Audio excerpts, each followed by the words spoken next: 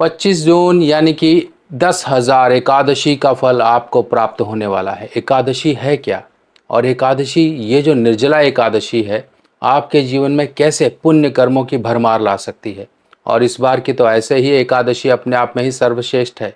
क्यों? क्योंकि पुरुषोत्तम मास पड़ गया, आपको एक्स्ट्रा एकादशी मिल गई। कुछ एकादशी में आपसे जाने अनजाने में भूल हो गई, तो उनका भी प्रायश्चित इस एकादशी में हो सकता है। बड़े बड़े दान जो आप नहीं कर पाए, ऐसे छोटे छोटे दान करके आप कुबेर के दान के बराबर भी, उनसे भी ऊपर पहुंच सकते हो। इतना तक इसमें कहा गया है शास्त्रों में कि इससे कुबेर से ज़्यादा बड़ा दान आप कर सकते हो। छोटा सा दान भी कुबेर के दान से, कुबेर के धन कोष से बड़ा हो जाएगा, यानी कि आप उनसे भी, उनके धन कोष से बड़े कहलाओगे। ये एकादशी ऐसी एकादशी है जो हमारे पापों से हमें मुक्त करती है। श्री हरि विष्णु जी की कृपा हमें दिलाती है। और एकादशी फास्टिंग करने से हमारा मन चित्त सब कुछ प्रसन्न होता है। हमारे पितरों की कृपा हमें प्राप्त होती है, श्री हरि विष्णु जी की हमें कृपा प्राप्त होती है, क्योंकि वही पालनहार हैं, जीवन में चल रहे हैं, कष्ट जल रही है अग्नि चारों तरफ से। तो ये निर्जला एकादशी के कुछ छोटे छोटे कार्य जो मैं आपको बताने वाला हूँ, ये आपने करने हैं, जिनसे कि आपको सचमुच में ये किया गया दान पुण्य आपको दिखेगा। देखिए, पैसा जो है ना, धरती पर ही रह जाएगा, आपके अपने धरती पर रह जाएंगे, सब कुछ धरती पर रह जाएगा। सिर्फ और सिर्फ आपके साथ जाएगा तो वो है आपका पुण्य कर्म। और ये पुण्य कर्म जाएगा तो जाएगा साथ में आपके, पर धरती पर भी ये हमारी हेल्प करता है। कैसे करता है, चलिए समझते हैं कुछ उपायों के साथ निर्जला एकादशी का महात्मा। तो सबसे पहले आप ये जान लो कि एकादशी ही क्यों पूजी जाती है। एकादशी यानी कि देखिए, एक महीने में अगर हम देखें तो शुक्ल पक्ष की और कृष्ण पक्ष की आपको 15-15 तिथियां मिलती हैं, यानी कि 14 के बाद जो आती है अमावस्या या पूर्णिमा आपको मिलती है। पर एकादशी की ही क्यों इतनी इम्पोर्टेंस है, अगर हम बात करें तो मूर नामक राक्षस से ये शुरू होती है। यानी कि उसको वरदान प्राप्त था ब्रह्मा जी से कि उसको कोई भी देवता, असुर या कोई भी अस्त्र शस्त्र जो है उसको मार ना पाए। तो जब ऐसे वरदान पा लेते थे असुर लोग, तब वो देवताओं के लिए मुश्किल बन जाते थे, सृष्टि का जो सिस्टम है उसको हिला देते थे।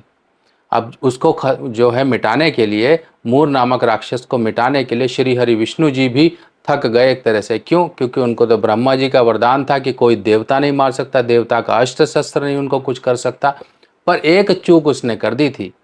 उसने ये कहा था कि इस धरती पर या आकाश में या जहाँ पर भी जितने अभी वर्तमान में देवता हैं, उनमें से कोई भी मुझे न मार पाए। वर्तमान की बात कह के उसने अपने लिए, कहते हैं ना कि कोई इंसान गलती करता है तो कहीं ना कहीं अपनी चूक छोड़ देता है, उसने भी यही चूक की। तो ऐसे ही युद्ध बहुत लंबे समय तक चला। जो है श्री हरि विष्णु उसको पीछे पीछे भगाते रहे और एक जगह पर जाकर वो योग निद्रा में लेट गए।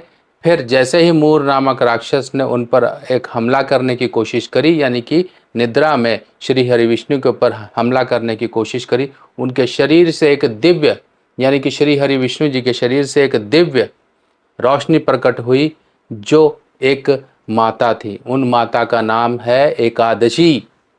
तो एकादशी, क्योंकि अब यहीं पर रूल जो है वो काम आ गया कि भाई देखो, उसने जो वरदान मांगा था मूर ने, वो ये मांगा था कि मुझे वर्तमान में इस समय में कोई भी देवी देवता असुर बुजगर ना मार पाए।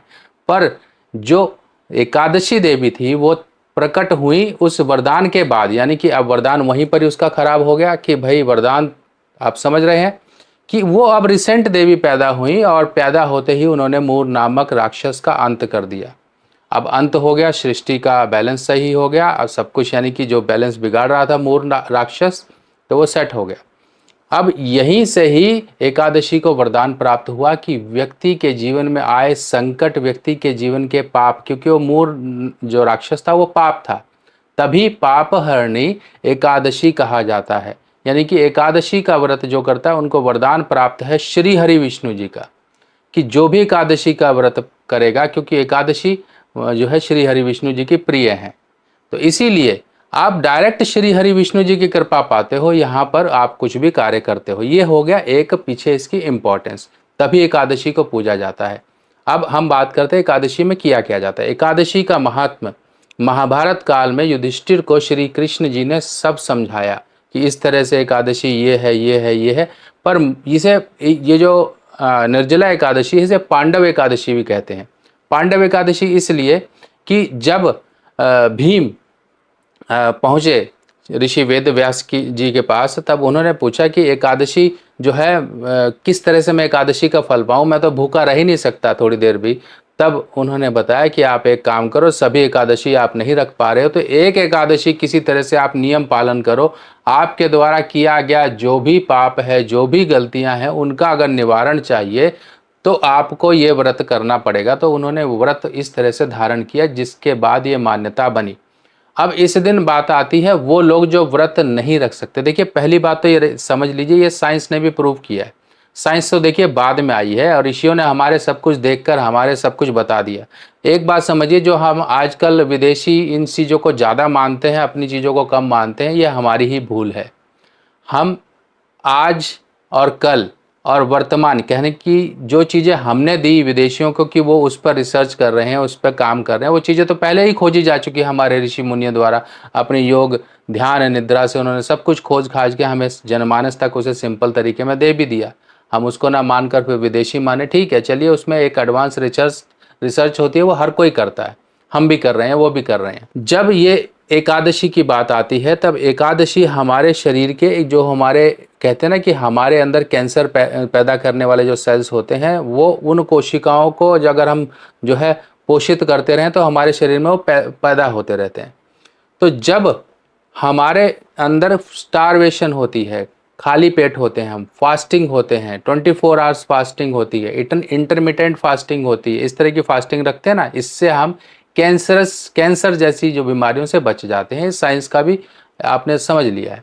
और इसीलिए हमारे ऋषि मुनि जानते थे कि भाई इस तरह से पहले व्रत धन जाप ये सब कुछ किया जाता था, पर आजकल हम नहीं करते हैं, इसलिए बीमारियां बढ़ रही हैं। भाई अंग्रेजों ने बोल लिया तो हमने मान लिया, हमारे ऋषियों ने बोला तो हमने नहीं माना।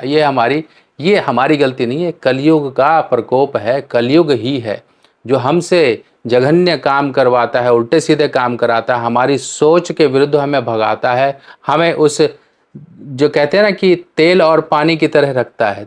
पानी के ऊपर तेल डाल दो आप, तेल ऊपर ऊपर तैरता रहेगा, पानी नीचे रहेगा, यानी कि ज्ञान और बुद्धि का कभी मिलन नहीं होता है। अब आपने करना क्या है इस दिन आपको दान करने हैं। दान देखिए, जल का दान होता है, चप्पल का दान होता है, छाते का दान होता है, किसी भी वाटर जो कंटेंट वाली चीज़ें हैं जैसे तरबूज, खीरा, ककड़ी, इस तरह की चीज़ें आप दान कर सकते हो। कहीं आप दान जहाँ भी करोगे, इस समय का आपको जैसे बताया कि कुबेर जो है ना, कुबेर का जितना खजाना है उससे भी कई गुना ज़्यादा आपका दान माना जाएगा इस दिन का।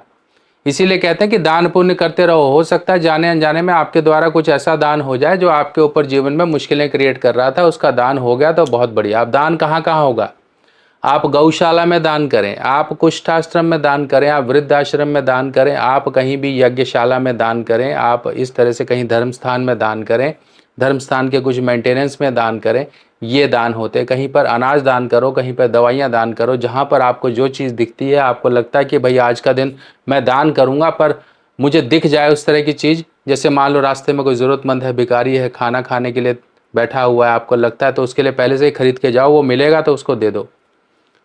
आपने ये काम कर लिया, आपने दान कर दिया। इस दिन आपको किसी का दान का नहीं खाना, यानी कि भंडारा नहीं खाना है, कहीं जाके प्रसाद नहीं लेना है कि भाई प्रसाद का मतलब होता है चरणामृत।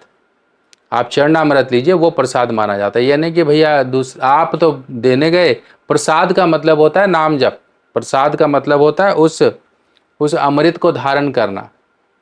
अभी इसीलिए आपको इस दिन ये चीज़ों का दान कर देना है। कहाँ करोगे आप? धर्म स्थान में दान करो। आप प्याऊ लगा सकते हो, कहीं पर मीठे पानी की व्यवस्था कर सकते हो, कहीं धर्म स्थान में आप चीनी इत्यादि दे सकते हो, अगर मान लो वहाँ पर इस तरह की व्यवस्था हो रही है। दूध दे सकते हो आप, पानी के जो बॉटल्स हैं वो आप डोनेट कर सकते हो लोगों में, रास्ते में कहीं पर आते जाते आप बॉटल रख दो। अगर मान लो आपको लगता है कि भाई नहीं समझ आ रहा कुछ भी, तो आप कहीं पर भी हॉस्पिटल, जो सिविल हॉस्पिटल वगैरह कुछ होते हैं, उनके इमरजेंसी के बाहर आप बॉटल का वो रख दो और उस पर लिख दो ज़रूरत है आप पानी पीजिए, जल सेवा लिख दीजिए वहाँ पर, ऐसे रख दीजिए बॉटल। जिनको ज़रूरत होगी वो पिएगा। जो व्यक्ति वहाँ पर मुसीबत में भाग रहा है अपने परिजन के लिए, इलाज कराने के लिए, अगर उसके लिए आप जल रख दोगे तो कितनी बड़ी तृप्ति होगी। यानी कि उसका कष्ट दूर करने के लिए आप सहयोग बने।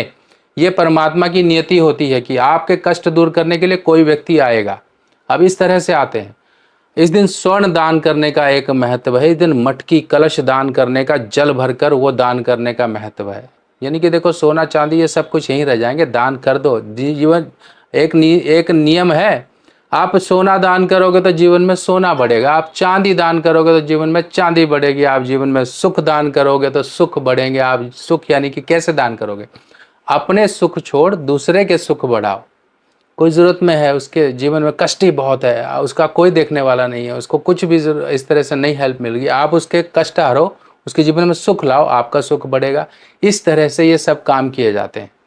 तो आप करो, और खुद आप ध्यान इस चीज़ का रखिए कि कैसे आपको उन चीज़ों का फ़ायदा दिखेगा। आपके पितृ कृपा आपको मिलेगी। पितृ दोष है क्योंकि इस दिन किया गया दान उनकी गति कराता है। इस दिन व्रत आप शुरू करें, अगले दिन द्वादशी को उसका पारण करें। अगर व्रत रखने का सक्षम है, शरीर है, तो बहुत अच्छा है। नहीं है तो कम से कम बाकी कुछ तो कर लो, ताकि ये दिन ऐसे ही ना जाए। बाकी इस तरह की और जानकारियां लेके मैं आपके लिए फिर आऊँगा। तब तक के लिए अपने सुभाष भाई को आज्ञा दीजिए। नमस्कार।